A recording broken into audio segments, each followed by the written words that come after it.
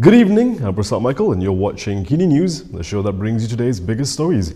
Not complying with the order to self-quarantine and running a restaurant that doesn't record customers' contact details so contact tracing can be done sounds like a recipe for disaster. And in Kedah, both those activities are linked to a single person. One man's apparent stubbornness has contributed to the emergence of a new cluster in Kedah that has now infected 21 people in total. The Health Ministry has also screened 425 people believed to be close contacts of the infected people. Kes indeks kluster PUI Sivagangga merupakan seorang pemilik kedai makan yang telah pulang ke Malaysia dari India dan diberi arahan perintah pengawasan dan pemerhatian di rumah. Namun demikian, beliau didapati tidak mematuhi syarat-syarat perintah tersebut. Ketidakpatuhan ini telah menyebabkan penularan jangkitan COVID-19 yang meluas dalam kluster ini. Penularan ini telah dikenalpasti melalui aktiviti pengesanan kontak rapat secara aktif ataupun active case detection yang dijalankan oleh kerajaan. Namun begitu, pejabat kesihatan daerah dan Jabatan Kesihatan Negeri turut menghadapi beberapa cabaran dalam menjalankan sepenuhnya aktiviti pengesanan kontak rapat.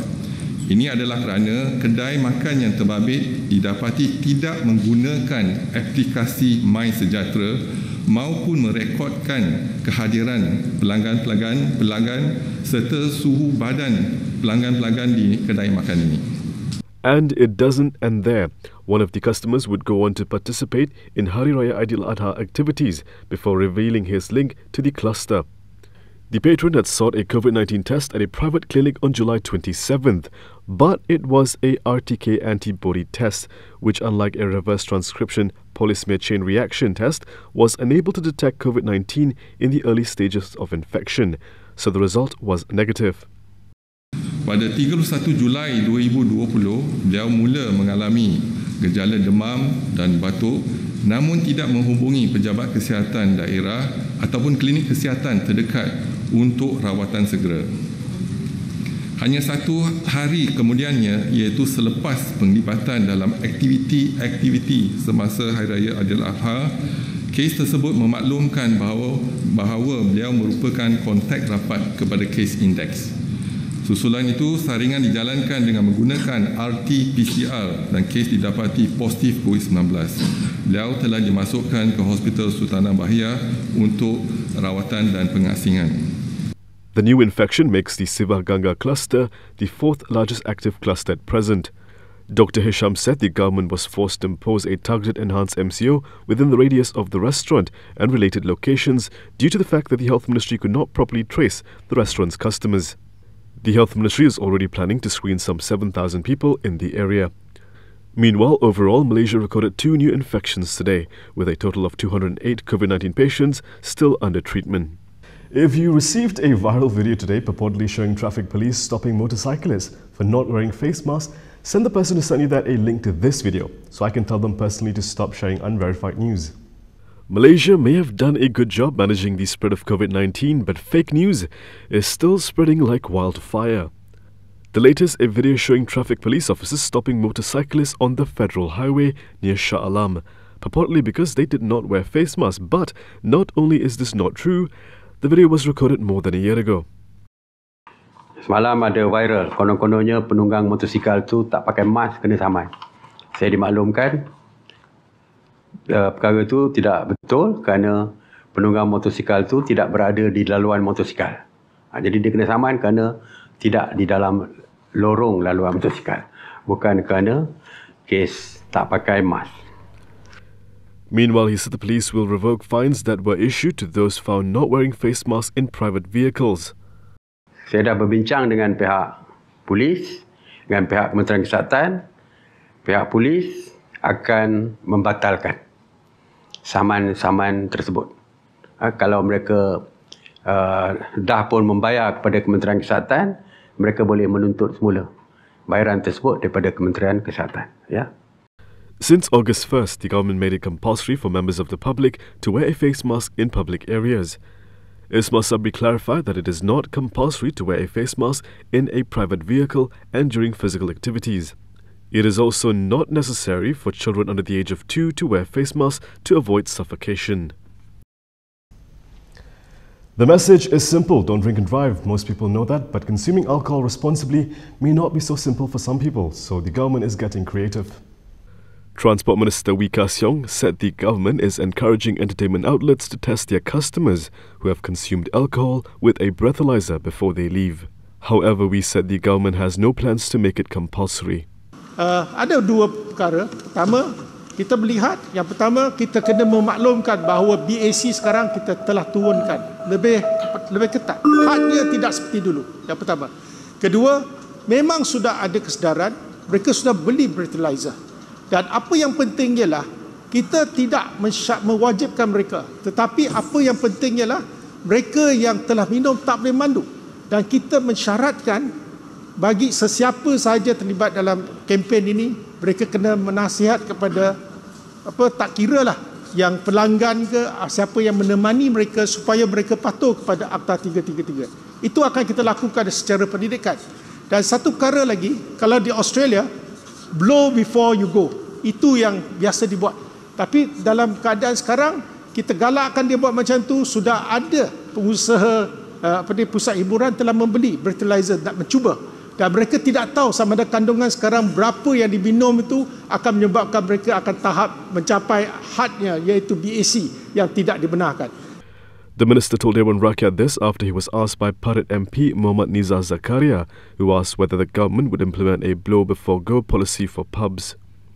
As such, we said the government would launch an education campaign on the amendments on the Road Transport Bill, which would impose a heavier penalty against those who drink and drive under the influence. In the meantime, he also urged Grab to start a campaign to educate the public to make use of e-hailing services if they drink alcohol. Even today, we heard the DG say what would happen when proper contact tracing facilities are not used. This is why the My Sejahtera app will be made compulsory. Senior Minister Ismail Sabri Yaakob said the use of the My Sejahtera app, a mobile application commissioned by the federal government to facilitate the COVID-19 contact tracing, will soon be made compulsory in all business premises. Peguam negara akan mewartakan untuk mewajibkan penggunaan My Sejahtera ini. Pengecualian hanya dibenarkan di kawasan-kawasan luar bandar, bandar-bandar kecil yang tidak mempunyai internet, dan mereka masih boleh menggunakan secara manual. At present, not all premises use the My Sejahtera app, with some businesses using their own means to collect data on customers, such as the filing of digital or physical forms. Ismail said the mandated use of the app would help the Health Ministry with contact tracing action in the event of a COVID-19 infection. Saya semalam pergi ke satu pusat membeli belah. Saya menggunakan apps My Sejahtera. Tetapi di situ tidak ada apps My Sejahtera, tetapi apps lain. Dan saya tak boleh, saya terpaksa tulis tangan.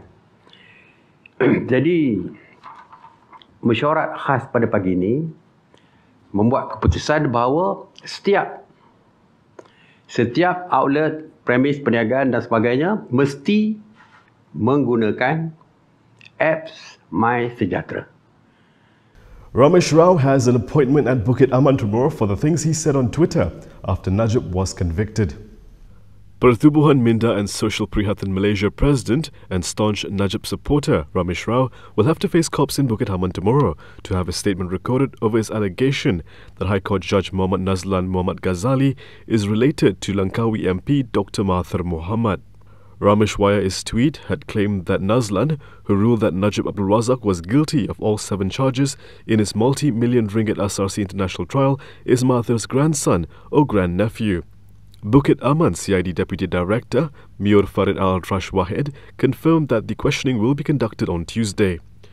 The Federal Classified Crimes Investigation Department is investigating the case under the Sedition Act and the Communications and Multimedia Act. The investigation follows a police report made by Bersatu member Muhammad Afsan Nizam Abdul Rahman against Ramesh in Taiping on July 29th. Mahathir's children, Marina and Bukris, have both refuted the allegation. Nazlan had sentenced Najib to a 12-year jail term and a 210 million ringgit fine after convicting him on all 7 criminal charges related to SRC International. The judge allowed a stay of execution but raised the bail amount by 1 million ringgit. Coming up next, what goes up must come down. In this case, we're talking about 2 astronauts.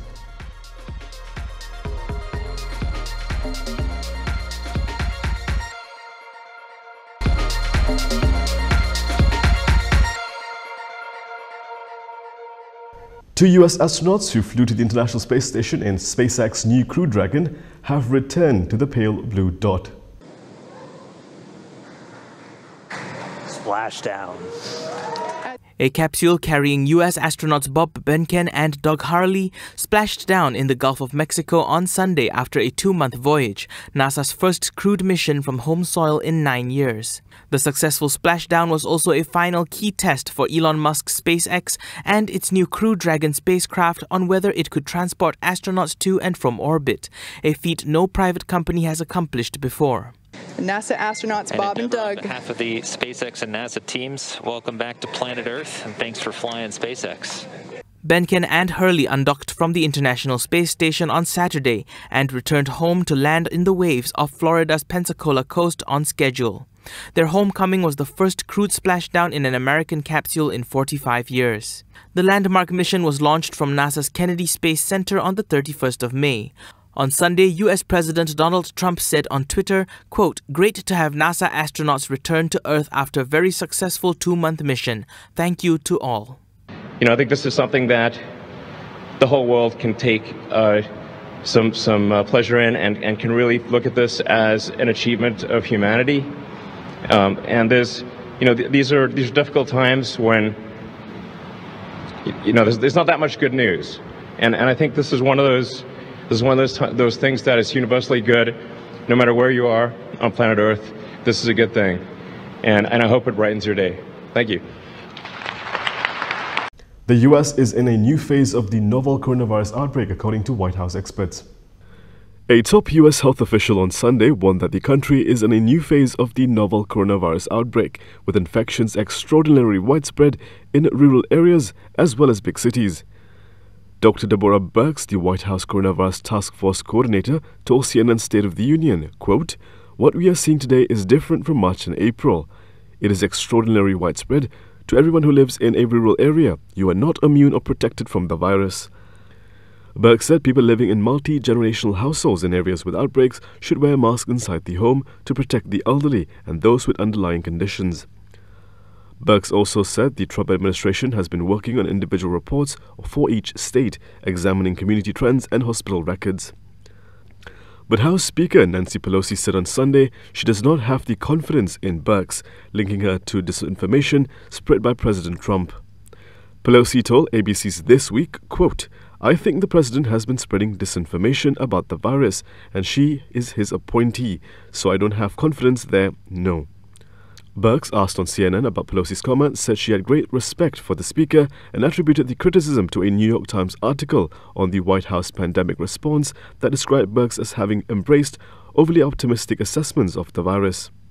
Birx added, quote, "I've never been called Pollyannish or non-scientific or non-data driven. I will stake my 40-year career on those fundamental principles of using data to implement better programs and save lives." The coronavirus has infected 4.6 million people in the US and killed more than 155,000 Americans, according to a Reuters tally. And that is all from me today. For more stories, you can go to KiniTV.com. You can also follow us on Instagram, Twitter, YouTube and Facebook for the latest news updates. I'll be back with more tomorrow, same time, same place. I'm Michael. Thank you for watching.